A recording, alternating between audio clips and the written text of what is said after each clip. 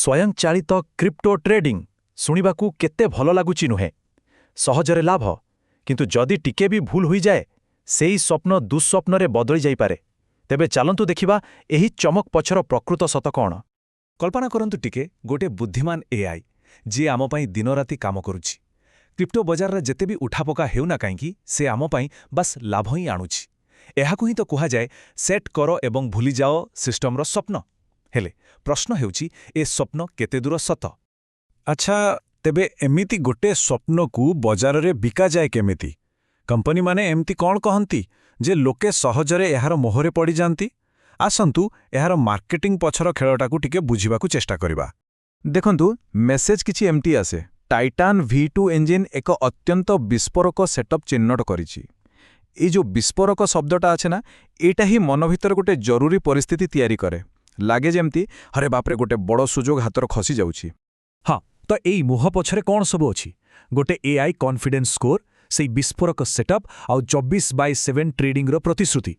ଏସବୁ ଶୁଣିବାକୁ ଏତେ ଆକର୍ଷଣୀୟ ଲାଗେ ଯେ ଏହା ପଛରେ ଯେଉଁ ବିପଦ ଲୁଚି ରହିଛି ତାକୁ ଆମେ ସହଜରେ ବାସ୍ ଅଣଦେଖା କରିଦେଉ। କିନ୍ତୁ ଏହି ମାର୍କେଟିଂର ଚକମକ ପର୍ଦ୍ଦା ପଛରେ ପ୍ରକୃତ ଟେକ୍ନୋଲୋଜିଟା କ'ଣ? ଚାଲନ୍ତୁ ଟିକେ ଭିତରକୁ ଯାଇ ଦେଖିବା, ଜାଣିବା ଯେ ଏଇ ଟାଇଟାନ୍ V2 ଇଞ୍ଜିନ୍ ପ୍ରକୃତରେ କେମିତି କାମ କରେ। ଆଉ ଗୋଟେ କଥା ସ୍ପଷ୍ଟ କରିଦେବା ଦରକାର, ଏଇଟା କୌଣସି ସାଧାରଣ ଆପ୍ ନୁହେଁ। ଏହାକୁ ଚଳାଇବା ପାଇଁ କେବଳ ଗୋଟିଏ ବଟନ୍ ଦବାଇଦେଲେ ହେବନି। ଏଠି ଚିନ୍ତାଧାରା ପୁରା ପାଇଲଟ୍ଙ୍କ ଭଳି ହେବା ଦରକାର, ଯିଏ ନିଜ କକ୍ପିଟ୍ର ପ୍ରତ୍ୟେକ ଯନ୍ତ୍ରପାତିକୁ ଭଲ ଭାବରେ ବୁଝିଥାଏ। ତେବେ ଏହି କକ୍ପିଟ୍ରେ କ'ଣ ସବୁ ଅଛି? ଏଥିରେ ଅଛି ଟାଇଟାନ୍ V2 ଇଞ୍ଜିନ୍, ଜେମ୍ ସ୍କାନର ଆଉ ଡେଲ୍ଟା ଏକ୍ସଚେଞ୍ଜ API ଭଳି କେତେ କ'ଣ ଜଟିଳ ଯନ୍ତ୍ର। ଦେଖନ୍ତୁ, ଏଗୁଡ଼ିକ କେବଳ ଟେକ୍ନିକାଲ ଶବ୍ଦ ନୁହେଁ, ଏହା ହେଉଛି ସେହି ପୁରା ସିଷ୍ଟମ ଯାହାକୁ ଶେଷରେ ଆମକୁ ହିଁ ନିୟନ୍ତ୍ରଣ କରିବାକୁ ପଡ଼ିବ। ଆଉ ଜାଣିଛନ୍ତି, ପ୍ରତ୍ୟେକ ପାଇଲଟ୍ ଉଡ଼ାଣ ପୂର୍ବରୁ ନିଜର ମ୍ୟାନୁଆଲ ପଢ଼ନ୍ତି। ଆମ କ୍ଷେତ୍ରରେ ସେହି ମ୍ୟାନୁଆଲ ହେଉଛି ଆଇନଗତ ଡିସ୍କ୍ଲେମର। ଏହାକୁ କେବେ ବି ଛୋଟ ଅକ୍ଷର ବୋଲି ଭାବିବେନି। ଏହା ହେଉଛି ସେହି ନିୟମାବଳୀ ଯାହା ଆମକୁ ଗୋଟେ ବଡ଼ ଦୁର୍ଘଟଣାରୁ ବଞ୍ଚାଇପାରେ। ଆଉ ଏବେ ଦେଖନ୍ତୁ ରିସ୍କର ପ୍ରକୃତ ଚେହେରା। ଏଠି ବ୍ୟବହାର ହୁଏ ଲିଭରେଜ୍। ଏହାର ସରଳ ଅର୍ଥ ହେଲା ନିଜ ପୁଞ୍ଜିଠାରୁ ବହୁତ ଅଧିକ ଟଙ୍କାରେ ଟ୍ରେଡ୍ କରିବା। ବିଟକଏନ୍ ପାଇଁ ଏହା 200 ଗୁଣା ପର୍ଯ୍ୟନ୍ତ। ଭାବିପାରିଛନ୍ତି, ମାନେ ବଜାରରେ ଗୋଟେ ଛୋଟିଆ ଭୁଲ ଆମ ପାଇଁ ଗୋଟେ ବିରାଟ କ୍ଷତିର କାରଣ ହୋଇପାରେ। ତେବେ 200 ଗୁଣା ଲିଭରେଜର ପରିଣାମ କ'ଣ ହୋଇପାରେ? ସିଧା କଥା, ସବୁ ପୁଞ୍ଜି ଶୂନ୍ୟ ହୋଇଯାଇପାରେ। ରିସ୍କ ଡିସ୍କ୍ଲୋଜର ଏକଦମ ସ୍ପଷ୍ଟ ଭାବେ ଚେତାବନୀ ଦେଉଛି ଯେ ଆକାଉଣ୍ଟ ପୂରାପୂରି ଖାଲି ହୋଇଯିବାର ସମ୍ଭାବନା ଅଛି। ଏଠି ଗୋଟେ ବଡ଼ ପ୍ରଶ୍ନ ଉଠୁଛି, ଦାୟିତ୍ୱ କାହାର? ଉତ୍ତର ଏକଦମ ସ୍ପଷ୍ଟ।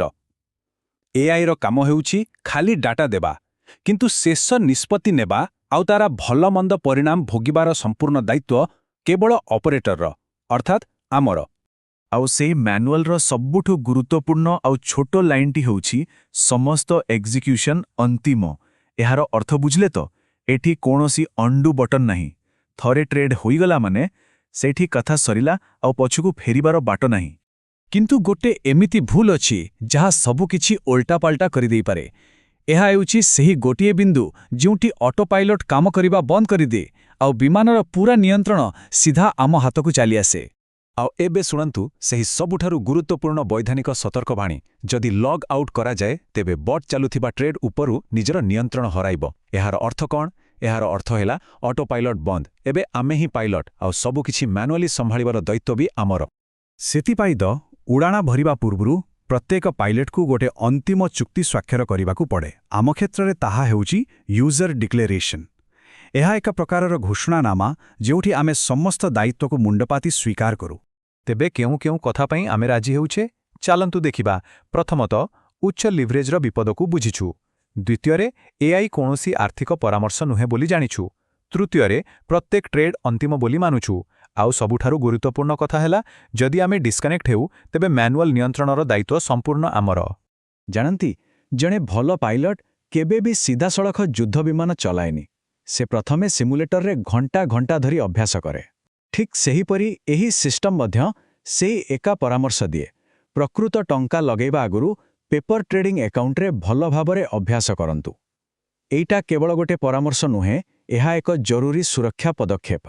ତେବେ ଶେଷରେ ପ୍ରଶ୍ନଟି ଏତିକି, ଅଟୋମେସନ୍ ଏକ ବହୁତ ଶକ୍ତିଶାଳୀ ଉପକରଣ, ଏଥିରେ କୌଣସି ସନ୍ଦେହ ନାହିଁ। କିନ୍ତୁ ପ୍ରଶ୍ନ ହେଉଛି, ଆମେ ଏହାର ଅପରେଟର ନା ଆମକୁ ହିଁ ଅପରେଟ୍ କରାଯାଉଛି?